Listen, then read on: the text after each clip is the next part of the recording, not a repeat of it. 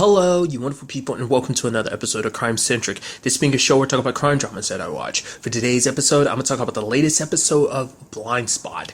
A lot of interesting things went down in this episode. Actually, really great episode. First of all, I don't know why in my head it didn't correlate, but the whole it didn't, I guess in my mind, I assumed it was Avery's people, not Avery, Crawford's people, dumping, Avery's dad into the water. I thought that was it, but it never crossed my mind to think that that was Roman. But I guess because it kind of makes sense, because, why would Crawford do that? I'm sure if Crawford being who he is, he'd make the body disappear. He wouldn't put it somewhere that could be found. So it's I just didn't think about that. And also, because he's been in the water for about, I think they said, a week. So, because I thought that whole situation of his body being dumped, I thought, for one, that was further back anyway. I thought that was, right after he got murdered, then his body was dumped. No, apparently he had been on ice the entire time, and then, a week ago, Roman had set things in motion, but it was, before he kind of turned on him and everything, so... Well, I mean, he'd been in the water for about a week, but it was probably obviously set up a lot long, which I think is such a fascinating thing, because obviously last episode, things kind of playing out the way he did. Roman couldn't really control that. That was kind of something out of his control he wasn't really expecting. But this situation was something he set up ahead of time, and it just came back to kind of screw him over. So, but it was proof that her dad was murdered, and it was most likely, obviously, by Crawford, but it was by an assassin named Karen. Kind of not that good of an assassin, the way Jane took him down like nothing, but I guess that's just well, to be fair, Jane's Jane, so that's probably not a fair comparison. I was not, that was so interesting, it's her godmother Lynette pops up, played by Jennifer Esposito. I was I think she's currently still on NCIS, but just kind of caught me off guard. I was like, oh, that's interesting. I was like, godmother isn't this the first time we've heard of that? And it's it turns out she's actually a bad person too. It's interesting because basically the way they handle the money situation is they trade with comic books. Comic books are kind of the front currency. It's these comic books were used to kind of facilitate, kind of represent the money, because they're actually very valuable comic books. So I guess it also made it very untraceable money. So that was kind of an ingenious way to handle it. But I love that Avery figured out oh, you work from Crawford, don't you? Because she saw the pin. Because I didn't even catch it until Avery paused. I was like, why is she pausing? And she's focusing on the pin. I was like, the pin? Right. I was like, right. Because we know Crawford gives those pins to people he trusts, because he gave one to Roman. I was like, I didn't even think about that until Avery pointed out. I was like, that's a good find, because she's like, my dad had a pin like this. Crawford gives it to people for doing a good job. You're working for Crawford. It's no. That was the one your dad. It's no, I've got the one my dad had. It's she caught her in the line. I was like, yo, MVP Avery. That's dope. She even had that, she even knew where to hide her and Jane out, which is kind of, because obviously her and Jane have kind of had their problems, especially in this episode, because it's she feels like she's being a little, Jane and Kurt are being overbearing. But it's to be fair, it's you're not taking these circumstances as serious as you should. I mean, because it's literally each person on the FBI team had an assassin sent after them.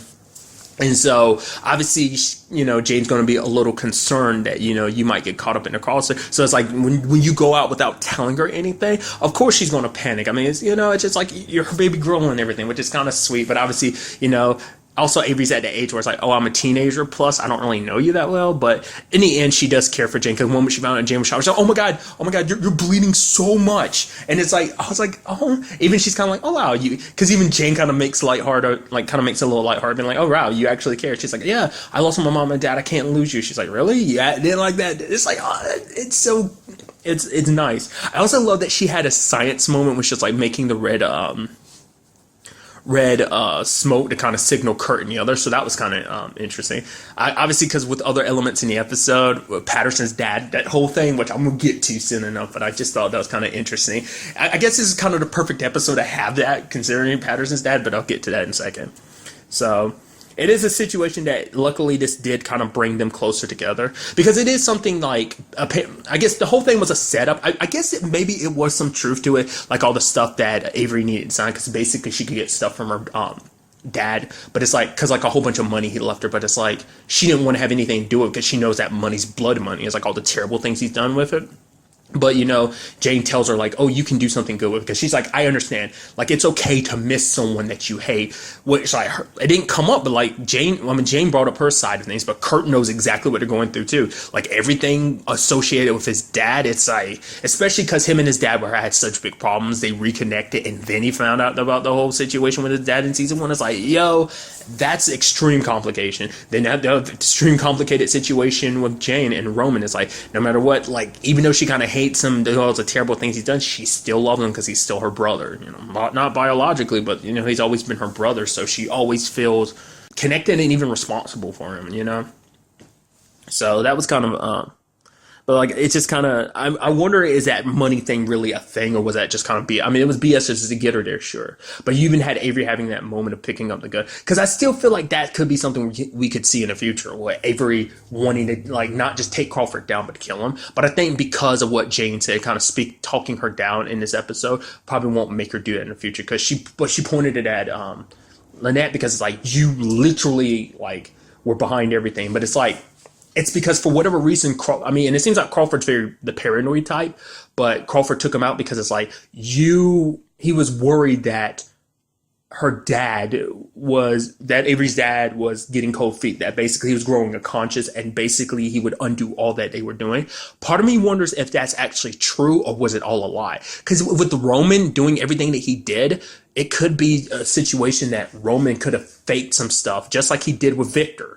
Like, I mean, we saw how easily he set up Victor. Who's to say he didn't do the same thing? So it might be his fault that Avery's dad died. He probably wasn't turning against the group, which would suck if that was the case. I mean, for one, her dad would still be alive if that was the case, because But it also would mean, like, he didn't change, that he wasn't a good guy, that at the very end he was still a bad guy going to still do terrible things. I mean, I'm curious, like, what his reasoning for it was. Does he believe in Crawford's whole thing too, or was he in it for the money? Was he doing it to ensure that his Avery would be safe? Like, maybe Avery was the reason why he decided, like, no, I'm gonna do this. Maybe things with his wife and Avery, his wife dying, and Avery, it kind of like cemented things that he wanted to try and do the right thing. So I don't know. I'm interested to see, like, because we don't know. Like, I'm kind of feeling like I'm leaning, especially because they were like, we were worried he would have a change of conscience. And I'm like, why would that come up unless it was like something tipped you off? And I'm thinking, like, it has to be something related to Roman. Not unless, like I said, he had a change of consciousness. So who knows? Which is kind of interesting too, because we see Roman kind of suffering from his illness this episode, because he's seeing Jane, and it's a whole conversation like, why you're doing this. And it brought up an interesting thing I had not thought about, and it's like, why do you do this? Because you wanted revenge against Crawford. I was like, right. We still don't know why Roman did all of this in the first place. Now, my mind, especially with something he says later on in the episode, makes me think this is personal to him, but maybe even Jane too. I'm thinking Crawford might have something to do with the reason why Jane and Roman are orphans in the first place. He might be the reason, like, whatever businesses he's connected to, he might be the reason why their parents died. Because I think that's a storyline that's never really tackled, just them being orphans and stuff like that. That's all that's ever really been tackled. So we never really found out more about their biological parents. I mean, I guess it's something Jane's never really cared enough to look into, I guess. I'm pretty sure that's never come up. Maybe it has. I don't think, I mean, maybe that's something we'll see kind of in the future, her diving more into the past that she went out of. It's like, she was like, Remy's dead, but like, I still feel like that is an element that's going to play into the show. That could be like something they could set up for next season, like be a big part of the story of like, oh, who Jane was as Remy, about her and Roman's past, because that's what this could all be about. That's what I feel like would be the biggest motivation, because it's like, yeah, why would you? Because my thought process was like, oh, he's trying to take over Crawford's organization. I thought that's what it was like. No, it seems like all of this was tailored to take him down because he wanted revenge. For what exactly? Like I said, we still don't know. But especially what made me think that is because obviously he's got Jane in his head, which Jane being like, oh, you think Crawford's going to love you? It's like, he loves me more than you. It's like, don't you ever think that? Like, don't you ever forget, I love you more. Like, I've always loved you. And it's like, everything Jane's ever done shows you how much she loves you, But it's just for him, he just kind of feels alone. And for him, especially with things kind of being where they are, he feels like there's no going back after this. But it's like, he has the other side of him. The other Roman is like, oh yeah, I'm who he could have been. We could have, like, which is interesting, that accent he has. I guess that's supposed to be like that South African accent. Cause isn't that where they originally were at? Like that whole like before like the orphanage they were in was in South Africa, wasn't it? Because that was the whole thing about like her dental records or whatever showing that she was like showed something up because that was the whole thing in season one that kind of made it go like, oh well, is she really Taylor? Because there were certain things that Patterson found. I was kind of like, oh, it's connected. I think I want to say it was South Africa. I don't remember what it was. I think it was something dental related, but nevertheless, maybe that's what that accent was because it kind of seemed like it didn't seem like his accent, his natural Australian accent. It sounded different. So I was wondering, is that what that's supposed to be? You know, because then he was like, oh, and then Jane was like, wait, what is he talking about? It's like, tell her. And he's like, what is he talking about? The other Jane inside of his head, the Jane inside of his, but he's like, she'll find out soon enough. So maybe, I don't know. We'll kind of have to find out soon enough. But it is kind of interesting that even at this point, even though his mind is scattered, those are obviously like his subconscious kind of feeding into the disease. So it's like, even he is still conflicted on this. Even, yeah, because that is kind of interesting, kind of getting close to a man that you hate so much that you wanted revenge against as a child. Like I said, my thought process was always he was trying to take over the business. But obviously, for him, the biggest thing is Blake. He doesn't care about Crawford. He's trying to justify being like, no, I believe in Crawford's plan. This world is chaotic, but he can bring some order to it. It's like, even you think that's BS. You don't really care about that. Because if you really, you wanted to take him down, so. Whatever Roman has planned, it's like, it's big. Because even the lady is like, oh, once you do this, there's no coming back. And he's like, why would I want to? So it's going to be interesting to see what Roman has up his sleeve and what it is that he has kept secret from Jane. Part of me kind of gets the inkling that when it's all said and done, Roman might not survive this season. I don't know, because Jane might put him down. He might not give her much of a choice, but we'll see. Okay, and there's also the element I was bringing up earlier about Patterson's dad. It's like, oh yeah, I was like, oh, we get to meet Patterson's dad because Reed's like, bring him in. Lo and behold, her dad. It's not just played by Bill Nye the Science Guy. No, it is actually Bill Nye the Science Guy playing himself in the episode. I'm like, that's so good. I was like, what? Because everyone was like, wait, what? Your dad is Bill Nye the Science Guy? Apparently, like, him and his wife had a situation where it's like, okay, we have a boy, he'll take my last name. If we have a girl, she'll take her last name, so hence why Patterson's known as Patterson.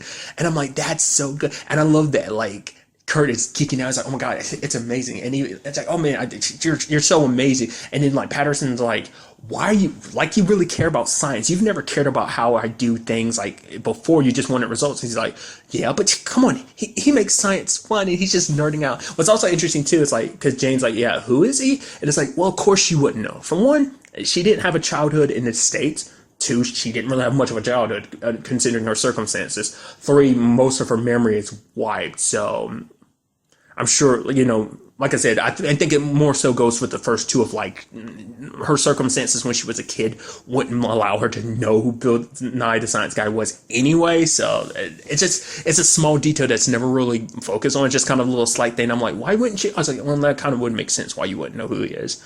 But Kurt being like, oh yeah, I can help you and everything. I just have to, yeah. Even Tasha knew about it, but it's because like her and Patterson have had dinner with him and everything. I was like, that's so good.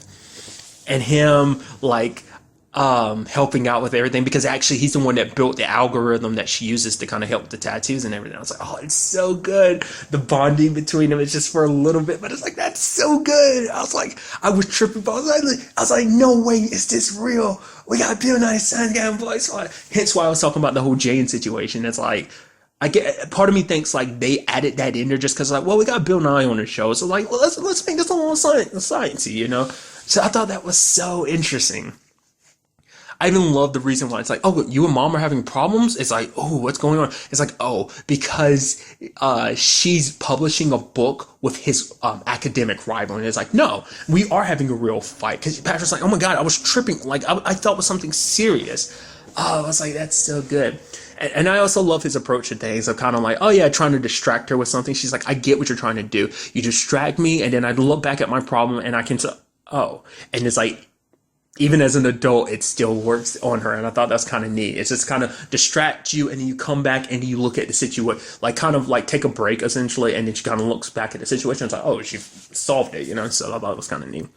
But I also appreciated him trying to mend fences between her and Tasha, because obviously it's like, he's like, well, me and your mom, we, kind of we're going on a date later, and it's like we found common, like we fixed things up, and it's like obviously Tasha didn't say anything to me without going into details, but it's like obviously she's very apologetic, so it's like, you know, telling Patterson, shouldn't you take your own advice with the whole situation? Because it was kind of sad because Patterson kind of threw Tasha under the bus early in the episode because she's like, oh yeah, Tasha should stay back because like the CIA has some information on Karen that maybe she can dig up if she wants to share it with us. I'm like, ooh. And you have Tasha like, yeah, sure. And even Reed kind of like, you go, I didn't really catch Jane or Kurt really having much of a reaction. You could definitely tell Reed had a reaction, but it's just kind of like, I was like, that sucks. It's like she made a mistake. And even then it was like, once again, she is doing her job, but it's like, for her, it's like, we're friends. You're like one of my best friends. You should have chose me above your job. It's a whole complicated situation, you know? So, but when it's all said and done at the end of the episode, it's like, it's going to take a little while, but it'll take some time, but they will get back to where they were. So I thought that was kind of a nice touch to the episode. We also kind of went along those lines with Tasha. We had Meg returning, and the moment like she was like, oh yeah, you haven't wanted to talk about the wedding stuff in like 3 weeks. I'm like, oh, I can only assume why. And it's like the fact of the matter is, because I'm surprised because I had a feeling, I was like, you didn't tell her about Tasha, did you? And then she shows up later on and it's like, Tasha, I can't wait to see you at your wedding. It's like, yeah, I'm not going. It's like, why? CIA work. It's like, he didn't tell you. And then he ends up finally telling Meg. And like, to be fair, that's not Tasha's fault. Like, Reed should have told her the truth. Like, it's a complicated situation. It's like, yeah, he had feelings for her at one point in time, but the fact of the matter is, like, he thought she didn't feel the same way, so he just kind of buried it. It's just kind of like, well, it doesn't matter. But for her, it's like the fact is that he hid that, especially the fact is, in particular, the fact is that Tasha confessed to him, and it's like, you wouldn't tell me. It's like, and he admits why he didn't later on, because it's like, I just honestly want to pretend like it didn't happen. And that sucks, because you can almost see Tasha kind of looking down, like almost, because it's almost like he's making it almost seem like it's her fault. It's like, no, she feels the way she felt. Like, I mean, she tried her best to not make it an issue, but she couldn't help it, you know?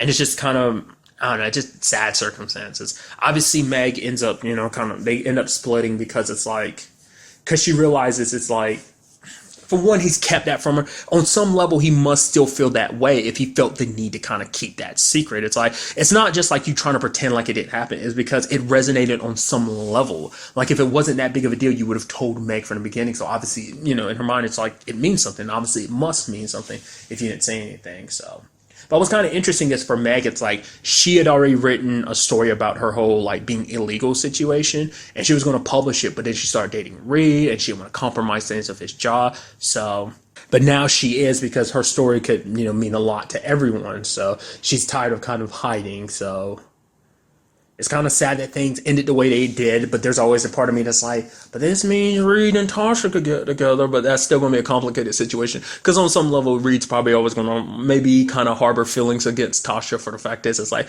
well, you're kind of the reason why things kind of fell apart. It's like, well, to be fair, you started this when you kissed her back in season 2, so it's like, neither one of you wanted to kind of like admit how you really felt. Tasha should have stepped up and admitted how she felt back then, but she didn't. She couldn't, because she didn't want to jeopardize your friendship. So sucky situation all around. So, and then finally we do like basically find out one of the things from Lynette's computer. Basically, she has all these passwords, like these lock codes to a lot of special places, and then basically these places changes them every like day, because it's like specific. I think the whole thing was like the locks came, like the codes and stuff came from one specific place, and Lynette had hacked into it. So she has all the passwords, but they reset every day. So whatever is going to go down in this episode is going, in the next episode is going to go down in the next day. Because interestingly enough, it's only been like a day since last week's episode too, because Patterson was telling that to Reed. It's like, honestly, you want me to fix the tattoo situation, like the algorithm, but it's like, in all honesty, it's only been a day, so you might want to give me a little more time. So that's just kind of interesting to me. I always find it interesting, like how much time ends up passing between episodes, because a lot of times they won't bother telling you. Sometimes you kind of have to use a little context clues to kind of figure things out. Other times they try to keep it vague, because I guess in some occasions they don't want you to, because it's just interesting how in like some shows it's like, oh yeah, you watch an entire season of a show and it's like, oh yeah, it took place over the course of like a month.